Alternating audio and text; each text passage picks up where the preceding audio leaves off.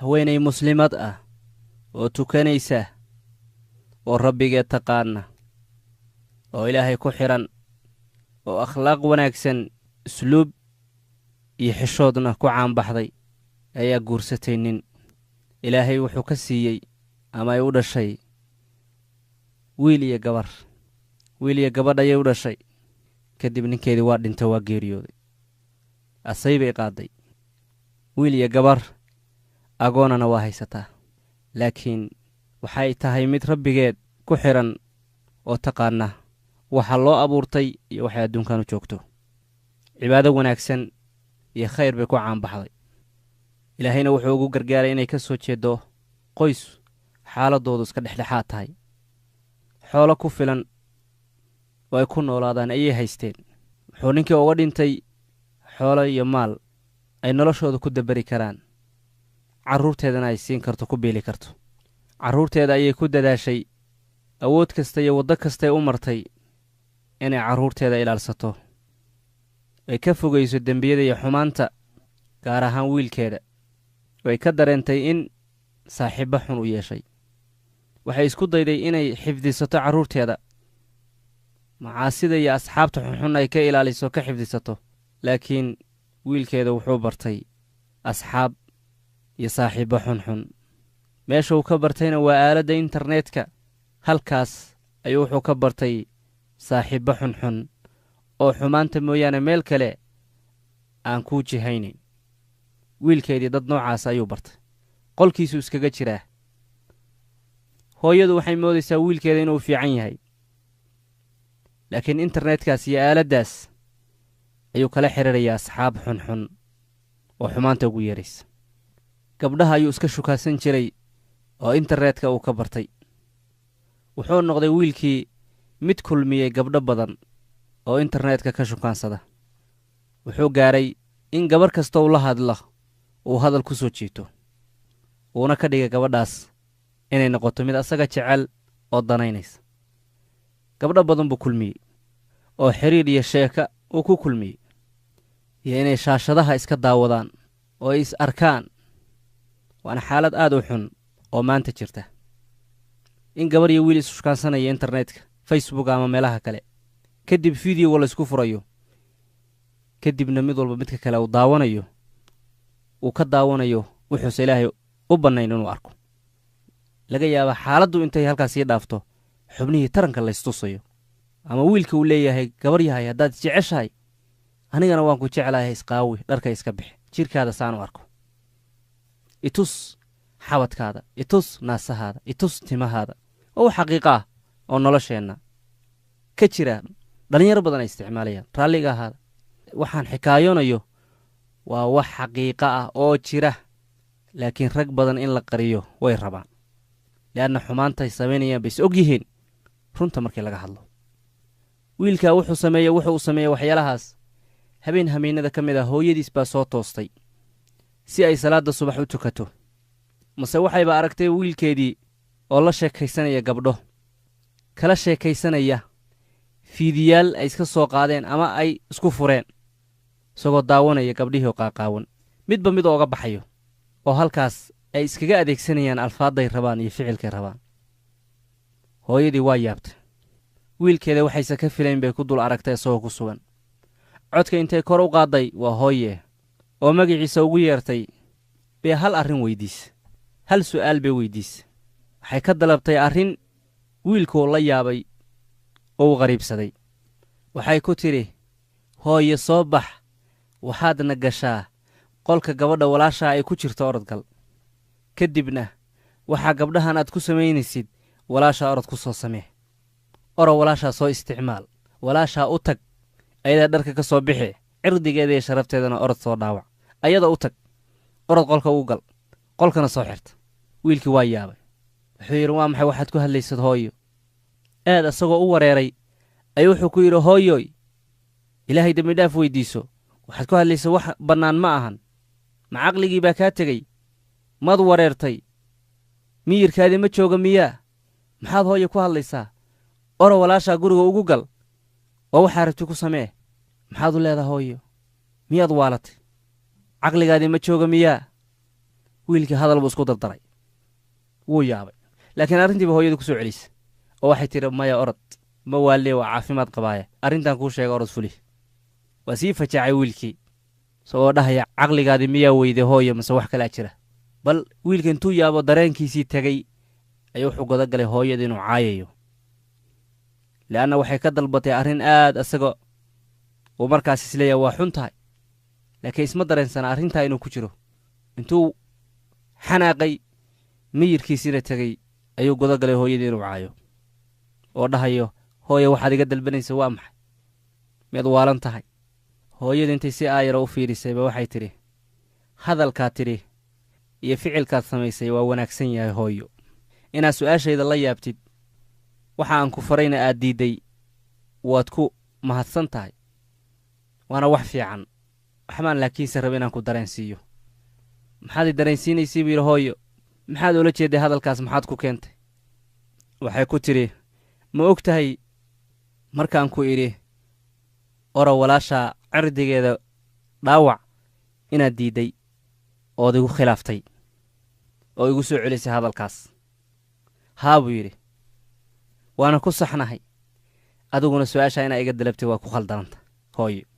sax bay tiri laakiin meel kalean kaa tusaya hadalkan ku yidhi orod walaashaa cirdigeeda ku soo xadgudub waa diidday laakiin ficil ahaan baad walaashaa cirdigeedii ku jebisay wiilka intuu yaabay oo naftiisa ka shakiyey oo asagu isfiiriyey ayuu wuxuu ku yidhi seeh camal maxaad ula jeeddaa hooyo ficil ahaan baa walaashaa cirdigeedii u dhaawacday maxaad ula jeeddaa ii fasir sababtoo ah buu yidhi hooyo arrintaad ka warramaysa waa arrin mustaxiil ah waa arrin aan suurtagal ahayn walaashay weligeedba ma fiirinba qolkeedana weligay ma gelin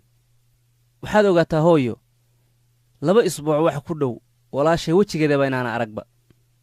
waxaa laga yaabaa inay guriga timaaddo anoo jiifa ama anigu aan imaado iyadoo hurda mamaana kulminba mamaana is aragba 2 isbuuc wejigeeda ma arag weligeedna qolkeeda ma gelin afaaraheedana maba gelinba ee arrintan maxaad ku keentay hooyo xageed ka keentay warkan yaa kuu sheegay hooyada waxay tidhi maya walaashaa ficil ahaan iyo dareen ahaan baad cirdigeedii ugu xadgudubtay wiilkii waa wareeray ii sheeg buu yidhi arrinkan hooyo haddaan kuu sheegayaa bay tidhi nacam waxaa weeye bay tidhi gabdho kale oo wiilal kale walaalala ah sida adiga walaashaa ay walaal kuula tahay ayaad cirdigoodii ku xadgudubtay oo internetka aad kala hadashay oo aad ka baratay cirdigoodii baad ku xadgudubtay jacayl beenaad ku abuurtay dharkoodii baad ka dhigtay cawradoodii baad daawanaysaa adoo iska dhigay inaad jeceshahay hammi baad gelisay waad ku ciyaartay waa gabar waa walaashaayoo kale maxay uga duwan tahay marka adoo walaashaadii dhabta ahayd ee hooyada dhashay waxaa ku samaynaysid maxay uga duwan tahay macnaheedu marka waxa weeye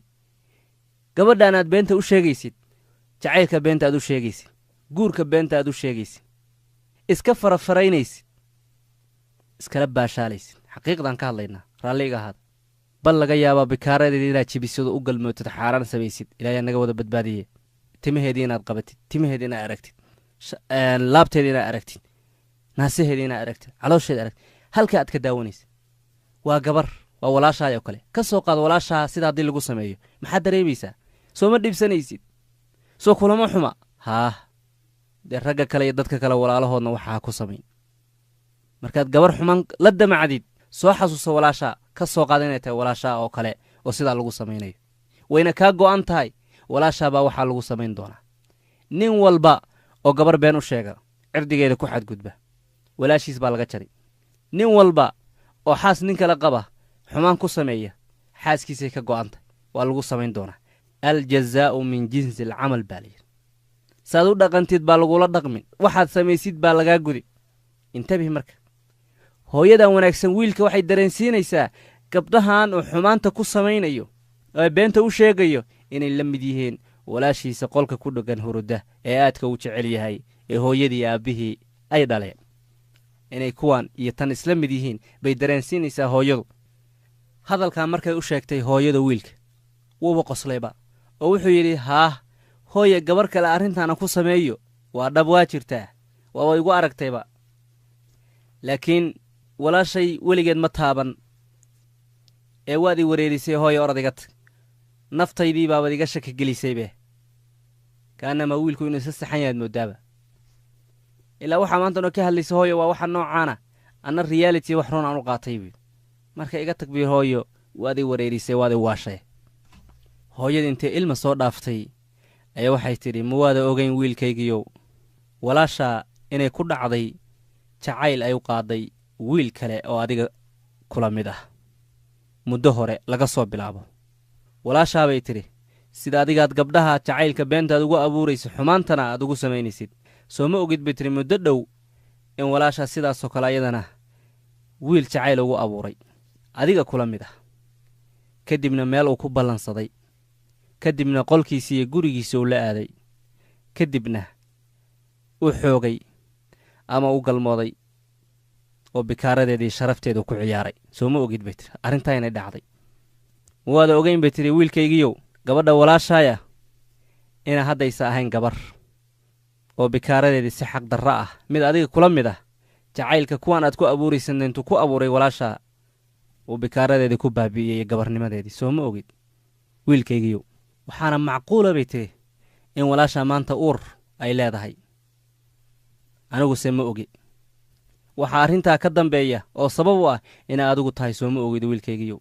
li'annaka waxaad ishilmaansiisay wiilkaygiyow gabadha walaashaya inaad xaaladdeeda la socotid waa iska mashquulisay waxaad ku mashquulshay gabdho kale taleefonkaada iyo internet baad ku mashquulshay walaashaa waa ka mashquulshay xaaladdeeda inaad la socotid adigaana sabab u ah walaashaa in gabarnimadeedii si xaqdarro ah lagu jabiyey macquulna ay noqon karto maanta inay uur leedahay oo ay caawa la jiifto soo ma ogid bay tiri wiilkaygiiyow sidaad u dhaqantid adigana in lagula dhaqmi doono haddaad ku xadgudubtid gabdhaha kale cirdigooda adna gabadhaada iyo walaashaa ayaa lagu xadgudbi doonaa saa la soco bay tiri wiilkaygiiyow wiilkii waxay ku noqotay arrintii waa baryey wuu yaabay qoomama ayuu galay iyo feker su'aala idin weyddiiya walaalayaal dhammaantiin dhaqannada noocaana intaad run ka hadashaan si saraaxana u jawaabtaan soo dhammaan ama inta badan dhallinteenna kuma dhacaan uma sameeyaan mushkiladda noocaana aniga aragtideeda nacam wax badanna waa arkay oo su'aal layga weyddiinayo oo la leeyahay saasaa dhacdaye maxay diintu ka qabtaa maxaase xal ah wallaahi jiriraco ayaa ku qabanaysa jirkaadu waa danqanayaa ilin baa ku soo dhaafaysa marka qaarkood waa cajabaysaa waxyaalaha maanta socda waxay ku samaynayaan rag badan ama wiilal badan gabdhaha masaakiinta ma ahan walaalayaal arrintaan idiin sheegayo inay tahay qiso khiyaali ah ama hawada laga abuuray ma ahan oo waaqiceenna ay ka fog tahay ma ahan sidaas waxaan ka xikaayoonaya waa waaqiceenna waa xiriirka ka dhexeeya dhallinyaro badan waa waxaa lagu samaynaya gabdho badan maanta waa gabarnimadeedii ku weyday arrin uu sababay walaalkeed si khaladana ku dhacday waxaasna waa arrin xaaraam ah rasuulkeenna iyo sharciguna naga reebay ee ka digtoonaada dhallinyaroy iskana ilaaliya arrimaha noocaas ilaahay waxaan weyddiisanaynaa dhammaan dhallinyarta inuu xumaanta noocaasa ka ilaaliyo sharafta gabdhaheennana uu ilaaliyo kuwa ku xadgudbaya inuu ilaahay ka difaacana ilaahay baan u baryaynaa ilaahay dhammaanteenna ceebteenna ha asturo u sii gudbi una sheergaree si ay u arkaan dhallinyaro badan oo khaflad ku jirta xaqiiqada nolosheenna maanta siday tahay si ay u baraarugaan oogana haraan ficilada noocaana ka qayb qaado khayrka faafintiisa walaalkay muslimkaayo